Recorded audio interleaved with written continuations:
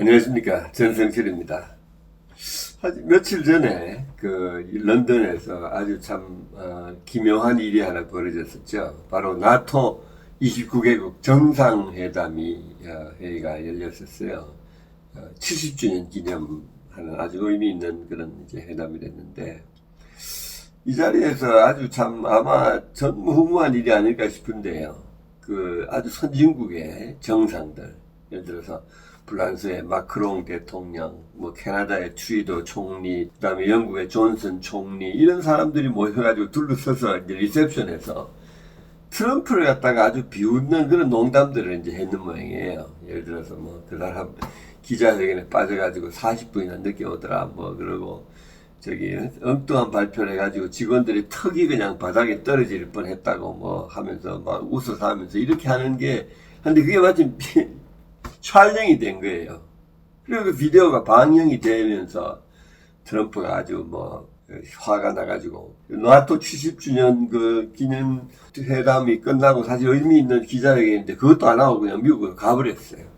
미국 가가지고는 트루도가 제일 말을 많이 해놓으니까. Well, he's too fast.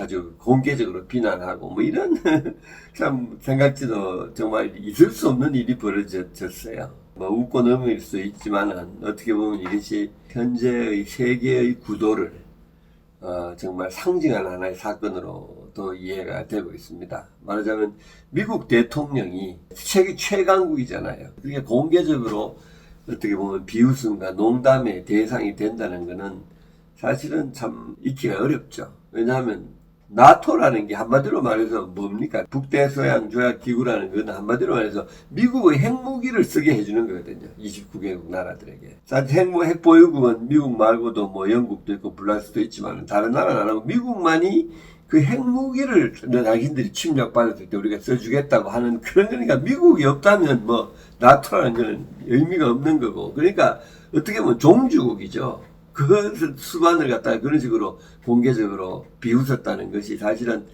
정말 사람들이 좀 놀랄 만한 그런 일이죠. 유럽과 미국을 합친 이 나라가 히틀러와 무솔리니의 전체주의를 까부수고, 그 다음에 이 나라들이 주축이 돼가지고 인륜에 반하는 소련이라는 공산주의를 사실은 이겨냈지 않습니까? 그죠? 이념으로 똘똘 뭉친 하나는 민주주의라는 걸 지키는, 독재나 또 공산주의를 지키는, 그렇게 해서 이념적 공동체로서 형성되어 왔고, 그거를 미국이라는 거대한 나라가 리드를 해왔던 거죠. 그 리더가 이런 식으로 모욕을 당했다는 건 어떻게 보면 이념적 공동체로서의 정체성을 잃어버린 거 아닌가. 그래서 이익을 따진다는 거죠. 근데 이 이익을 따지는 가장 상징적인 사건이 뭐냐 하면 바로 미군이 주둔하는 나라들에게 분담금을 갖다가 내라는데, 이걸 갖다가 정말로 완전히 천문학적으로 올린다는 거죠. 우리나라는 28,000명이 미군이 있고, 독일에는 32,000명, 그 다음에 일본에는 무려 54,000명이 있거든요. 그죠?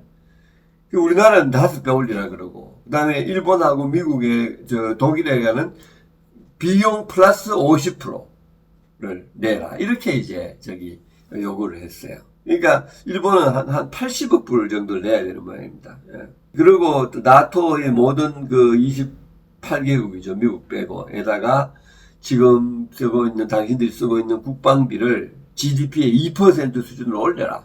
그럼 미국 부담이 줄어드니까. 예. 그런 식으로 이제 소위 계산적으로 나오기 시작했던 거죠. 예. 그러면서 나토 유지 비용도 지금 한 22% 부담하고 있는데, 이거 16% 정도로 독일하고 비슷한 수준으로 줄이겠다, 이런 식으로 이제 이야기를 하고, 이러니까 완전히 이제 계산적으로 나오니까 유럽 사람들이 정말 기분이 나쁜 거죠. 우리가 지금 기분 나쁘듯이. 근데 그것뿐만이 아니죠. 트럼프가 소위 말해서 소련이 무너지고 나서 1989년 이래로 이 세계가 한 가지 일관되게 미국의 리더십으로 하에서 어떻게 보면 질서 있는 세계화를 향해서 우리가 전진을 해왔지 않습니까? 그죠? 1989년부터 30년 동안 사실 이 지구촌이 엄청나게 사실은 가까워지고 긴밀해지고 또 글로벌해졌잖아요. 그죠? 네. 그래서 그래서 우리가 굉장히 풍요함을 누렸는데 이것이 질서 있게 이루어졌어요. 그건 여러분 아시는 대로 레이간 대통령, 부시 대통령, 예? 오바마 뭐 이런 사람들이 다 이렇게 해서 이렇게 해왔는 이거를 지금 저기 트럼프가 깨고 있거든요. 예를 들어서 아시는 대로 인류가 정말 얼마나 피해를 볼지 모른다 해서 기후 협약을 맺었는데 그걸 일방적으로 탈퇴해버리고, 그죠? 그 다음에 이란의 핵 확산 금지 조약도, 다 저기 영국, 저기 프랑스 이렇게 다 합의가 맺는데 그 당사자한테 통보도 안 하고 의논도 안 하고 혼자서 파기해버리고 이런 식으로 일종의 말하자면 막 천방지축으로 돌고 있으니까 이런 모든 것이 합쳐져서 이 유럽의 지도자들이 이제는 농담거리로 조롱거리로 트럼프를 이야기하는 이런 상황까지 간 거죠. 이제 나토가 소련이 있을 때는 핵우산을 가지고 우리가 보호할 필요가 있었지만 소련이 이제 저렇게 되어버린 이상 소련이 전쟁 일으키지 않을 거다. 그러니까 우리가 이렇게 뭉쳐서 미국이 돈 대가면서 이거 당신들 이렇게 거느려야 할 이유가 없다. 이렇게 이제 생각을 하는 거죠.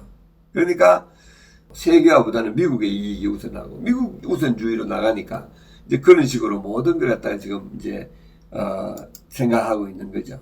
냉전 시대의 정말로 종언이 이제 왔고 그 냉전 시대를 상징하던 주한미군, 주일미군, 주동미군에 대해서 이걸 갖다가 이제는 미국이 와서 일방적으로 냉전 그거 하기 위해서 당신을 보호해 주는 게 아니라 이제 각자 이렇게 하면서 가자. 어떻게 보면 계산적으로 보면은 미국의 국익 입장에서 보면은 있을 수 있는 이야기죠.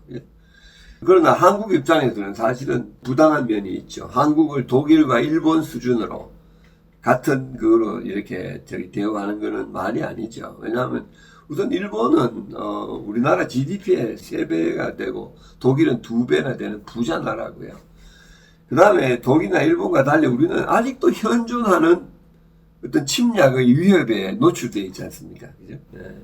그러니까 우리는 아직 휴전 상태니까 전쟁이 끝난 것도 아닌 그런 상태인데 북한이 다시 전쟁을 일으켰을 때 미국이 다시 우리를 위해서 와서 싸워줄까? 아마 아닐 거라고 우리는 판단해야 될 것 같습니다. 그때는 정말 냉전이 직후고 소련이 정말 강대국으로 부상해서 그렇게 어떤 위협이 될지 모르니까 한국을 갖다가 치니까 이걸 하나의 모델 케이스로 우리가 정말 힘을 합쳐서 막아야 된다고 생각했지만 지금 이 상황에서는 사실은 북한이 전쟁을 일으켰을 때 우리에게 그런 도움이 올 거다 하는 걸 기대하는 것은 사실 무리라고 생각하고요. 이제는 한국도 정말 근본적으로 자력 갱생을 도모해야 되지 않을까. 네. 저는 기본적으로 한국이 핵카드를 갖다 가져야 된다 생각을 합니다. 미국이 이런 식으로 한 푼 두 푼 따지는 나라로 변했을 때 핵을 가진 나라와 이렇게 대치하고 있을 때 한국이 핵을 생각하지 않는다는 미국에 의존하면서 미국의 선의와 저기에 의존하면서 안심하고 있을 수는 있는 상황은 아니라는 생각이 들고요.